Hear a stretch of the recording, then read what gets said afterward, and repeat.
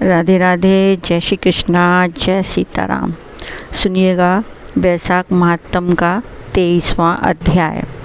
व्याध कहने लगा कि महात्मन, भगवान विष्णु कैसे हैं, उनको कैसे जाना जा सकता है, और वैशाख धर्म क्या है जिससे भगवान प्रसन्न होते हैं।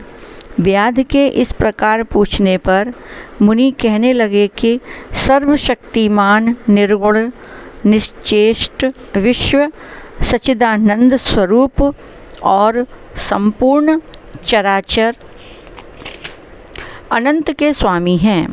अब मैं उनके लक्षण बताता हूँ, जिससे उत्पत्ति, स्थिति, संहार, आवृत्ति, नियम, प्रकाश, बंध और मोक्ष होते हैं। पंडित लोग उसी ब्रह्म को विष्णु कहते हैं। ब्रह्मादिक देवता सब उन्हीं के आश्रित हैं। इतनी कथा सुनकर व्याध कहने लगा कि हे ऋषि, प्राण सर्वश्रेष्ठ क्यों माने गए हैं? यह बात मेरी समझ में नहीं आई। तब शंख कहने लगे कि व्याध, प्राचीन समय में नारायण भगवान कमल योनि में ब्रह्मादिक देवताओं की रचना करके कहने लगे कि मैं ब्रह्मा को तुम्हारा राजा बनाऊंगा, और जो कोई तुम में सर्वश्रेष्ठ हो उसी को तुम युवराज बनाओ। जब देवताओं ने यह बात सुनी तो आपस में युवराज बनने के लिए सब विवाद करने लगे, और सब कुछ निर्णय न हुआ तो फिर भगवान को जाकर कहने लगे, भगवान, हमको तो कोई भी सर्वश्रेष्ठ दिखाई नहीं देता, इसका तो आप ही निर्णय कीजिए। भगवान ने हंसकर कहा कि मेरे विराट रूप में से जिसके निकलने से शरीर गिर पड़े और फिर प्रवेश करने से शरीर खड़ा हो जाए, वही सर्वश्रेष्ठ है। तब जयंत भगवान के पैरों से निकल गया तो वह शरीर पंगु तो हो गया परंतु गिरा नहीं।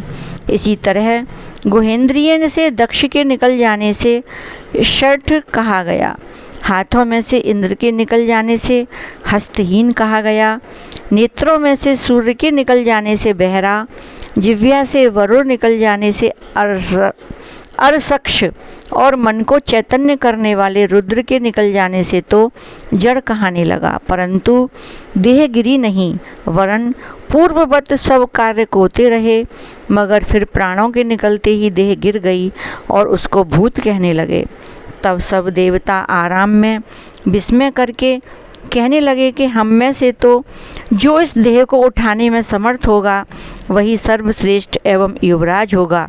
सबसे प्रथम जयंत ने पैरों में प्रवेश किया तो पंगुपन तो हट गया परंतु शरीर उठा नहीं।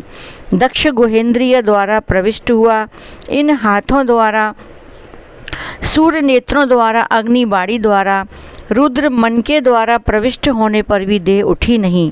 सबसे अंतिम प्राणों के प्रविष्ट होते ही शरीर उठकर खड़ा हो गया। इसी कारण प्राण सर्वश्रेष्ठ और युवराज बनाया गया।